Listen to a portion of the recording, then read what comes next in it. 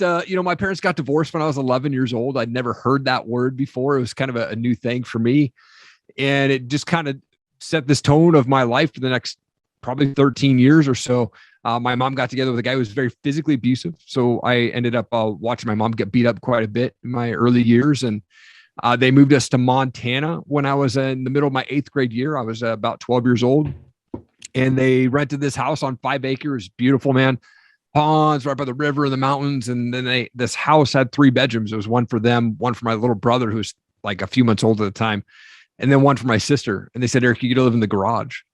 So I literally had this plastic tarp at the end of my bed that separated the bed from the truck that pulled in. And that's where I stayed, man. Even during the winters of Montana, I luckily had a fireplace in my half of the garage.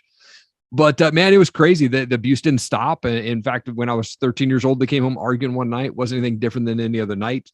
But as I was brushing my teeth, I felt this thing in my heart, God telling me like, dude, you got to turn around. And so as I turn around, I see him on top of my mom in the pantryway that led to the garage door where I, stayed. And he was on top of her, just boom, boom, boom. And I was like, dude, I got to get this guy off.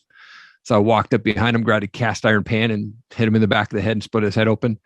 And he turned around and he was like, what? Then as he said that, I took another swing and split his forehead open and still didn't knock him out, but he was bleeding from his forehead. He stood up over me and he was starting to yell. My mom jumps up, lands like 6 punches in a row and blood splats on the wall, and cops come, take him to jail. My mom doesn't press charges. And then I got kicked out of the house with 3 months left to my freshman year of high school. And that basically set me on a path of destruction for the next 10 years of my life.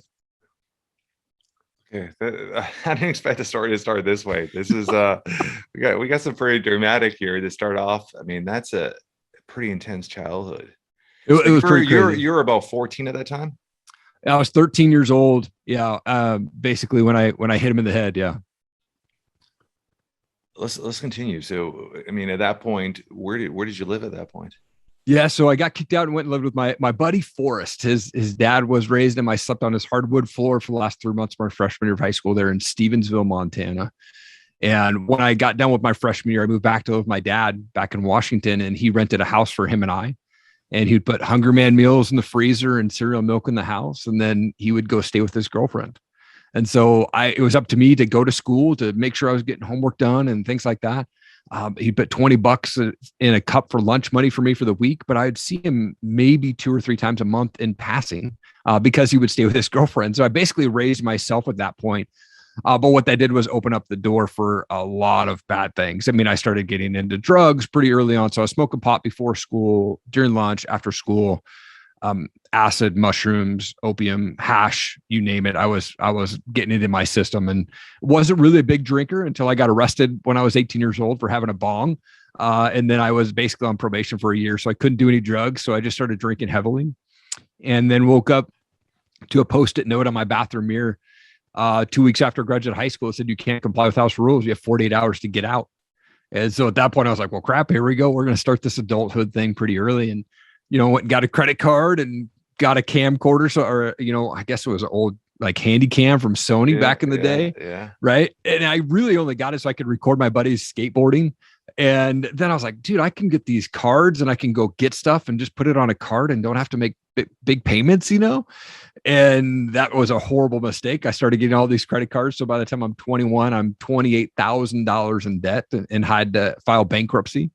But yeah, I mean, that year between 18 and 21 years old, I moved 21 times, living on couches and floors and second cousins here and 4 days here and things like that. And yeah, man, it got me into some crazy trouble for sure. Where was your mindset? I mean, did you have that, I'm a victim? What were my circumstances? Like, what was your mindset at that age? I mean, you really never had a chance to truly grow up. Yeah. Even though you were 18, you're on your own, you're forced, quote unquote, to grow up. You never had a normal childhood and be able to go through the steps of growth mentally. And where were you at that point? Were you more playing the victim card? Were you more hating the world? Like, where was your mindset? At the time, I don't think it was really playing the victim world. It was more of like, all right, this is the life that I was given.